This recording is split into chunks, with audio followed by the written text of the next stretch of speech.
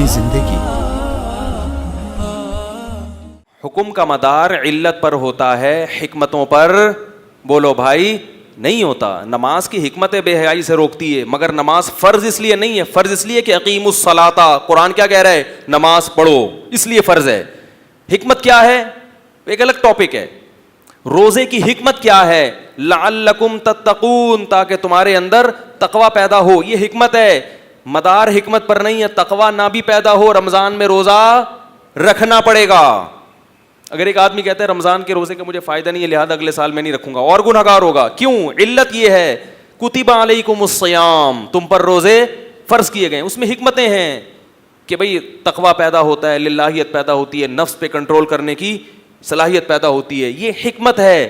مدار حکمت پر نہیں ہے, مدار اس آیت پر ہے جس میں روزے کو فرض قرار دیا گیا. اب سمجھو کہ یہ جو اللہ نے کہا کہ سفر میں روزہ چھوڑ سکتے ہو, اس کی حکمت ہے کہ سفر میں مشکل ہوتی ہے. یہ حکمت ہے, علت نہیں ہے. علت وہ آیت ہے جس میں سفر میں روزہ چھوڑنے کی اجازت دے دی گئی. لہذا سفر میں مشقت ہوگی تو بھی روزہ چھوڑنا جائز, مشقت نہیں ہوگی تو بھی روزہ چھوڑنا جائز ہوگا.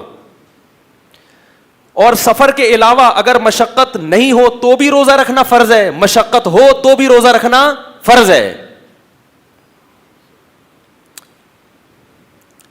ڈی ایس پی صاحب کو فون کریں بھائی, بہت دن ہو گئے دھمکیاں نہیں دی ہیں نا, معاملہ خراب ہو گیا. پنجاب میں ہوتا نا تو سمجھ جاتے تو تڑپ جاتے ہیں, سمجھ رہے ہو. تو اب آئی سمجھ میں بات. اللہ نے مرض میں اجازت دی, اور یہی وجہ ہے کہ مرض اگر بڑھنے کا اندیشہ ہو تو روزہ چھوڑنا جائز ہے, چاہے مرض چھوٹا ہو یا زیادہ ہو.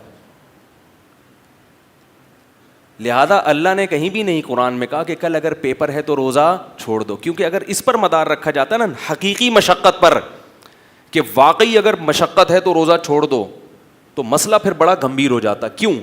اس لیے کہ میں یہ کہتا کہ گرمیوں میں مجھے کیا ہوتی ہے, تکلیف ہوتی ہے. ایک آدمی کے لیے کل پیپر کی وجہ سے روزہ چھوڑا جا سکتا ہے, تو میرا پیپر نہیں بھی ہے, مجھے جون کا روزہ ویسے ہی سمجھ میں نہیں آتا میرے. تو یہ تو ایک عجیب بھیڑ چال بن جاتی. وہ رکھ رہا ہے, وہ نہیں رکھ رہا, وہ کہہ رہا ہے مجھے تکلیف ہے, وہ کہہ رہا ہے تکلیف نہیں ہے, وہ کہہ رہا ہے تکلیف نہیں ہے, تو پھر روزہ کا ثواب کیا ہے؟ تو روزہ کو تو نام ہی مشقت کا ہے. کیا خیال ہے؟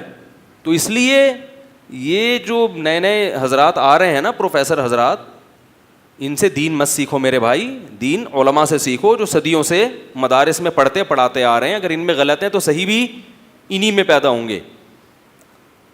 اسی وجہ سے تمام فقہا کا اجماع ہے کہ کیسی ہی شدید مشقت ہو, اگر سفر نہیں ہے اور مرض نہیں ہے تو آپ کو روزہ رکھنا پڑے گا. یہاں تک کہ کوئلے کی کان میں کام کرنے والا مزدور جو 1 منٹ پیاس پانی کے بغیر گزارا نہیں کر سکتا, اس کو بھی روزہ رکھنا پڑے گا.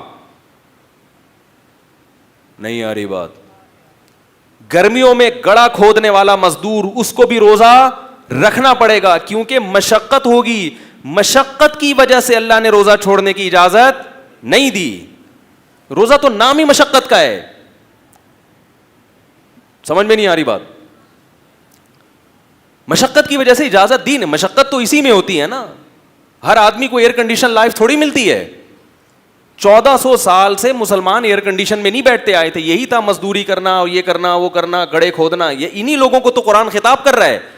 یہ تو ہمیں ایک سہولت مل گئی, ایئر کنڈیشن روم اور اے سی آفس ہے اور کمپیوٹر پہ بیٹھے ہوئے ہیں. اصل جو خطاب ہو رہا ہے صحابہ کرام کو, وہ تو یہی تھے, مزدور تھے, کھیتی باڑی کیا کرتے تھے. کسی صورت میں جائز نہیں ہے مزدور کے لیے روزہ چھوڑنا.